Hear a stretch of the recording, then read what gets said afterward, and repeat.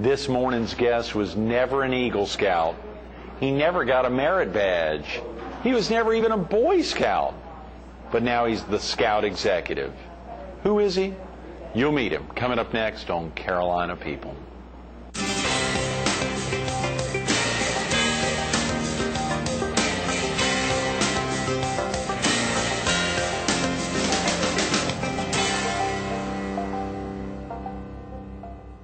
Good morning. Welcome to Carolina People. This morning we're at the Ashby Ward Welcome Center of the Myrtle Beach Area Chamber of Commerce. We're focused on the Distinguished Citizens Award Banquet to be held at the Dunes Golf and Beach Club this Thursday, and we're visiting with the Scout Executive for the PD Area Council, Ed Huyer. Good morning, Ed. How are you, Greg? Thanks so much for coming in this morning. Glad to be here. A lot going on right now in the PD Area Council. Busy time of year for us, that's right. It's got to be. Of course, Camp Coker must be hopping right now. It is. We've got our first week of camp going. We got well over 100 boys out there and probably 25 to 30 leaders with them. Is that right? Yeah. That is tremendous. Yeah, it's a big year for us at camp. We just totally renovated the kitchen at the dining hall. Oh, good. So the boys are going to get the best food possible. The people who have to work in the kitchen are excited about it because it's air conditioned. Right. Equipment that works. So it's an exciting time for them. That is tremendous, Ed. Yeah. You've been with the PD Area Council how long now? I've been here almost 2 years. Okay, I came great. in August of 2005. Good.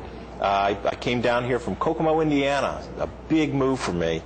But it was a good move because I came back to the East Coast. That's where I'm from. Yes. Maryland is what I call home. Okay, so you're not from the PD area. No, I'm not, but I'm loving it here. My family loves it, and we're really enjoying working with people. You've made it home quickly. Yes, That's right. we did. You've made it home quickly. We had to. And the PD Area Council, of course, our viewers are principally in southeastern North Carolina, but the PD and here on the Strand. We've got an 8-county viewing area, of which 6 counties are in South Carolina. The PD Area Council is a pretty big council, isn't it? It is. Geographically, we cover 11 counties in South Carolina. We go from Chesterfield County, Marlborough County along the North Carolina line. Right. We go down to Sumter, Clarendon, Williamsburg counties in the south, and all the way out here to the beach. Wow. Horry and Marion and Dillon. Yeah. Golly. It's 11 counties. And there's a lot of people in that area. Yeah. What surprised me when I moved down here was that in those 11 counties, there's over 70,000 boys in the age groups of scouting.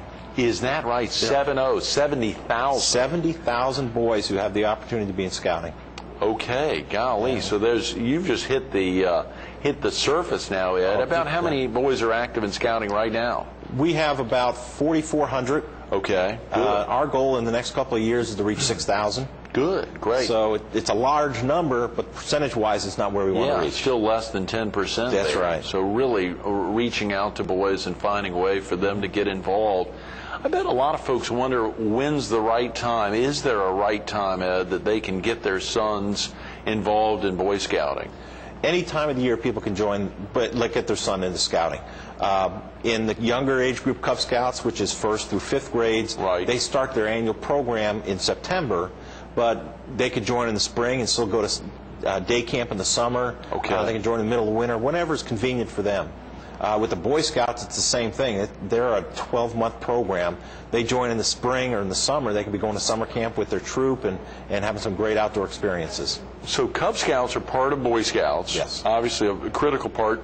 And it starts at what age, and folks could get involved at what age, or even as late as what age? Boys who are in 1st grade, normally 6 years old, can join Cub Scouts. Right. They stay in Cub Scouts until they're about 11 or 5th grade, at which point they move up into Boy Scouts.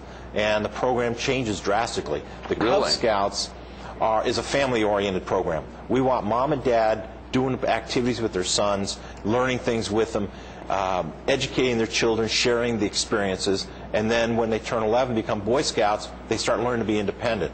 If parents think about that with their children, when they get up in the teens, all of a sudden they don't want to do things with mom and dad anymore. Yeah. And we understand that, and so we have them work in a Boy Scout troop where the boys provide leadership, the leaders are advisors, they have adults who are there to protect them, make sure it's a safe activity that they're active in. Right. But in fact, the boys have so much more control, and they're off on campouts on weekends and trying new experiences, canoeing, they could be kayaking, mountain climbing, just a wide range of things.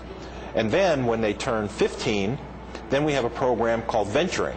And venturing is a co-ed program. So now we've got this program for teenagers, boys and girls, where they can really start getting exciting. They make trips. They go to Florida, the Keys, to go sailing. We have groups that go up to Minnesota and go canoeing in the Boundary Waters. They go all over the country. So they wouldn't be limited to, would they actually ever go to Camp Coker still? They could. They could go up there and spend a weekend up there camping, canoeing. We have a climbing wall. They can practice their climbing skills. Sure. So they can do those things local, and then they normally plan one high adventure trip a year where they go out and make one of those trips for a week and try some new things.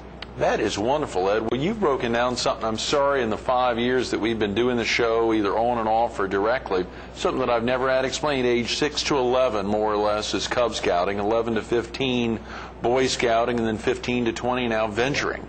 Yeah, the Boy Scouts actually go to 17. Okay. But when you get up to 15 and 16, they start getting other interests, girls, cars. Ooh, yeah. Those Does that happen? Really? Just a little bit. Yeah. Not to your boys, anyway, yeah. Well, they look for new opportunities. Right. They sometimes expand. They get more involved with, interested in girls, and so venturing gives an opportunity to be active in a program where they're with girls, but still with a lot of adult supervision.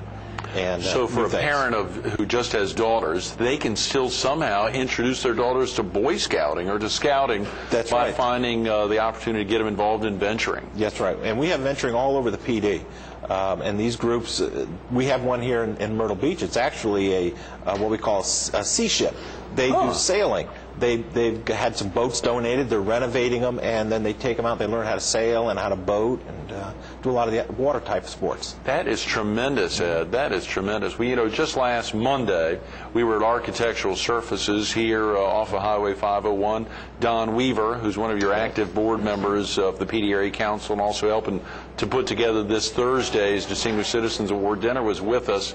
And he was talking about his experiences growing up around the Asheville area. Right. And of course, he opens up with, I didn't attain the rank of Eagle Scout, but I was a lifer, or I was a something. He had achieved some level.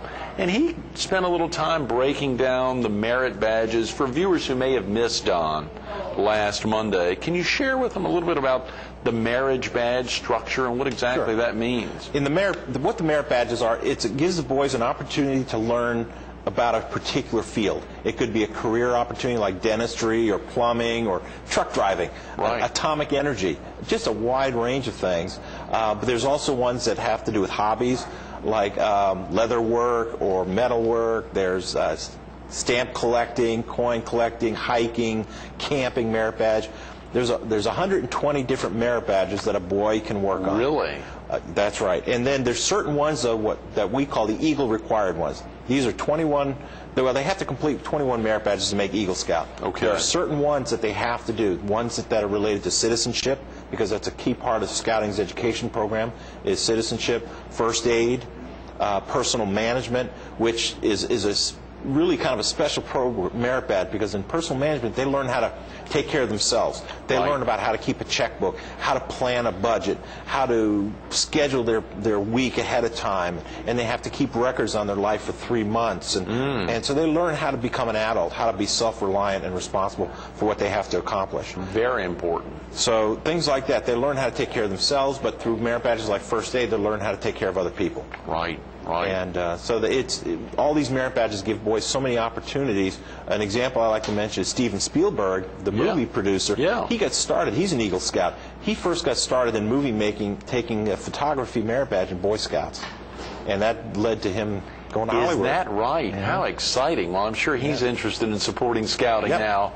because of just that. That's right. How exciting, Ed. There's probably a lot of folks that, and of course now, thanks to venturing, you can even talk about girls who are active in Scouting, in Boy Scouting. But, when you think about some real famous Boy Scouts, whether they attain the Eagle rank or not, who are some of those names that pop up in your mind? Well, of course, Steven Spielberg. Steven Spielberg was a great example. The president, Gerald Ford, who recently passed away, was one of our most famous Eagle Scouts. Is that right? That's right.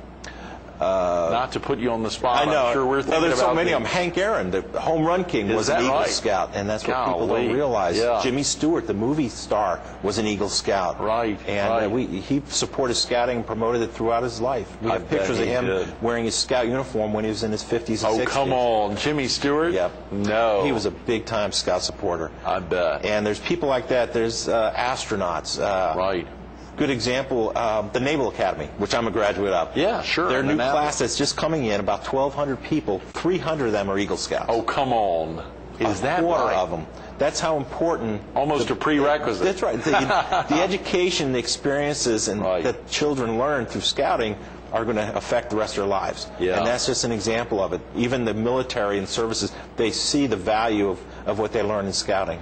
Well, you know, to hear Don open up, I didn't attain the rank of Eagle, literally, to open that up, it's still something, whether it bothers him or not, I mean, it's still something that he yearned to do That's right. at an early age, and surely some things pull folks off. Some children are forced to get out to work to support their families and essentially achieve the rank of Eagle in an entirely different world by supporting their family or doing other things. But for the boys who get involved and get interested, you know, we see some of these projects here at the beach. Saw some pictures of kids in the Myrtle Beach Herald recently who had done special projects, and I guess all of them have to do some big community service project. They are. Every boy, when he's ready to go to become an Eagle Scout, he's required to plan and manage and lead a service project for other people. Right. They can't do something for their family. They can't do something for scouting. They need to go into the community, identify a need, decide on what they want to do with this project. They have to plan it, raise any money that needs to be raised, recruit people to help do it, Right. and then actually put on the project. And it's got to meet the satisfaction of the person they're doing it for, in addition to their own troop leadership. How exciting. And that's a challenge That's for a these big boys. deal, It yeah. is. And I have seen some amazing projects that are done. Where I came from in Indiana, a boy had, way back in the 50s, had a replica of the Statue of Liberty molded or whatever they do with bronze statues, sure. and had it mounted in front of a courthouse No. in his town. And it's just beautiful. It's about 8-10 feet tall, and then 30 years later, another Boy Scouts project was to have it totally renovated, have it taken down, cleaned, a new mount put in, and Right. put back up. That is tremendous. So, and obviously things like that have a bronze plaque in front of it, so people always know that that was an Eagle project. That is wonderful, Ed. Well, of course, to see your involvement directly in scouting as in a working capacity since '93, you've probably seen some tremendous examples of scouting in action and the benefits there. And what had you done prior to joining Scouts as a full-time profession? Done different things. I was in the Navy. I Right. mentioned I graduated of the Naval Academy, but I Right. spent 11 years in the Navy as an officer. I worked in private business for a while. I was similar to Don. I was never a Boy Scout. I was a Cub Scout for 1 year. I was Navy brat, moved around a lot, never really settled anywhere. But I got involved with it as a leader with my boys. Walking down the street to a church with my son to join Cub Scouts. Really? Came walking home, I was a den leader. Had no idea what I was going to be doing. And this is in '91 or so. Yeah. And just started doing it. And I started seeing the impact it had on these boys and their lives, and even on their families. Right. I even had a grandmother who had custody of her grandson call us once and ask if she could put us in her will to take custody of her grandson if anything ever happened to her. And when that happened, I realized how important this is for the children. And so I decided I needed to make a change in my life, and I came to work for the Boy Scouts back in '93, and I've been doing it ever since, and I love it. I've had a chance to travel a little bit, meet all kinds of wonderful people, and I see the children and the impact it has on their lives. I can go out there and recruit boys and get them to join scouting, and then I'll be walking through a grocery store, and a little boy will run up to me and say, "I remember you. You helped me join Scouts." Oh, wow. And it makes you feel good. Boy, that must. It does. You said as you were walking with your sons to a church for them to get active in scouting for the first time, you came back as a den leader. For viewers who sitting at home right now watching in their den, what is a den leader? Well, a den leader is the person with the Cub Scouts who works and runs a weekly meeting with the boys. Okay. Recruits some other parents to help, plans what they're going to do for an hour and 15 minutes. And at the time, I had a very busy job, and I was walking to that church telling my wife, I'm not going to volunteer to help. I'm not going to volunteer. I don't have the time. But when I was there and I realized the need for somebody to put on the program for the boys, I said, I have to do this.